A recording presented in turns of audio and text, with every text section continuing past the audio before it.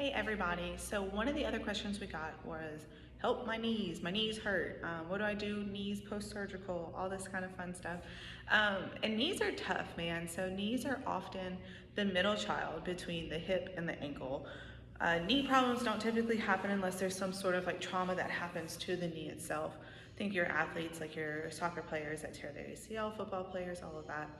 So when somebody comes in with knee pain, we typically clear out the hip and the ankle. What is their mobility like? What is their strength like? And kind of just go from there. If both of those check out, then we start looking at other things like tibial rotation, the strength of the hamstrings to the quads, that ratio, and kind of just see where that leads us. So this week, we are going to look at how can you assess ankle mobility, what you can do about it, tibial rotation, what you can do about it, and then how do we even out the ratio between the quads and the hamstrings.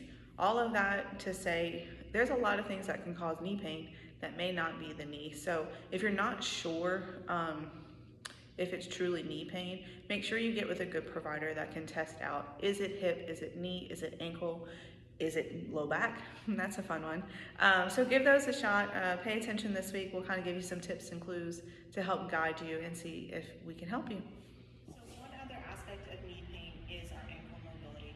And can it glide over our talus, which is just an ankle bone, and does it glide well? You know, a lot of people hear that knee's out cue, so they push that knee outwards and they're not actually getting true ankle dorsiflexion. So we don't get your ankle dorsiflexion, it can stress the knee just a little bit more. So one way to test to see if you have sufficient ankle dorsiflexion without cheating, you'll take your hand, you'll put it up against a wall, and you'll walk your toes up to that hand. You'll then sit up straight, and the knee will be directly over the foot. Now the knee, when you test this, can go about to the third or fourth toe, but I don't want it out here, okay? That's cheating. So I want it straight on as we can. And from here, you're just gonna see, can my knee touch the wall? And as you can see, I got a little bit of a gap there. The heel has to stay down as well. So if you can't do that, you technically don't pass the test, which means you have limited ankle dorsiflexion. So one thing you can do is a banded glide, and I'll show you that in just a second. Okay. For the banded glide, you'll need a pretty thick-ish resistance band and something to put your foot on. It can be a plate, it can be a box, whatever your preference is. So what you'll do is you'll slide your foot into the band. The band will go right at your ankle crease, and then you'll put your foot on the weight. I prefer a lunge position versus standing. I think people can be more mindful of their knee position that way. So from here, you're gonna do basically what you did on the wall. My knee is gonna track over my toes as much as I can while keeping resistance in that band and that heel down. And you're just gonna go over. And we'll hold about 5 seconds. Good. One thing to look for is you don't want those hips to open up because that's not actually getting the ankle. And then you don't want to, again, drive that knee outwards. That's also not getting ankle mobility. We want to stay straight on and go forward as much as we can. 5-second hold, about 20 of them. And then you can retest the ankle wall mobility test, see if that got a little bit better. But this is something that usually takes a little bit of time, repetitive doing it, so don't think one and done. You're gonna have to probably do this a couple weeks, maybe even a couple months before you see significant improvement that stays. So if somebody comes into our clinic complaining of knee pain, one thing to check out is tibial internal rotation, especially when people that squat and complain of pain kind of down into this area, either when they squat, run, walk, something like that. So there's a quick screen for tibial internal rotation. You'll sit on a bench, feet flat, knees straight and about a distance apart.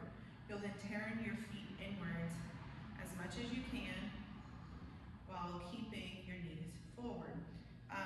What we're looking for here are discrepancies side to side. As you can see, my left one turns in pretty good, my right one not so much. So we're gonna treat my right one for a lack of tibial internal rotation. There are numbers to this, but as a general screen, we're just looking for differences side to side.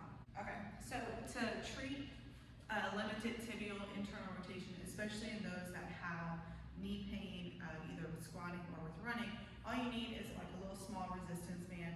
It can be like this. with my foot flat, hip distance apart, we're gonna put this band underneath the ball of my foot, and we're gonna make sure my big toe, pinky, and heel stay down. I'm then gonna pull pressure into that band. The band has to stay down and in on my foot. From here, we're gonna drive my knee over my lateral toes as much as I can, keeping the pressure in the band, and then we're gonna come back and we'll go here. We're gonna hold about 10 seconds. Good. And what you'll kind of feel is my lateral hip kicking in, my glutes kicking in. But what we don't want to see is that band pop out, because then that means you're going outwards to the side. You want usually those muscles to help tibial internal rotation. So again, band goes underneath the ball of your foot. You'll hold resistance that way, and knee goes over your toe. Hold 10 seconds, do about 5 to 6 reps, and then see if that makes a difference in internal rotation. So just to show you how I'm gonna do it, and then I'll show you the after.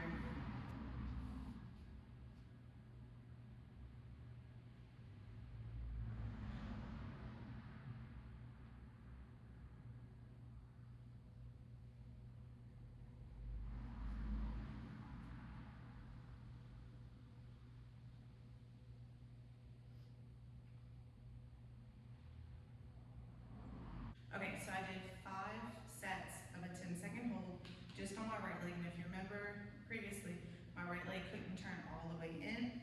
So now I didn't do anything else. We're gonna turn them in as much as we can. And they're almost equal now, okay? So that took me maybe a minute to do. And now my internal rotation has improved drastically. So give that a shot. If you're feeling some knee pain, down into here, and see if that makes a difference on your next squat or your next run.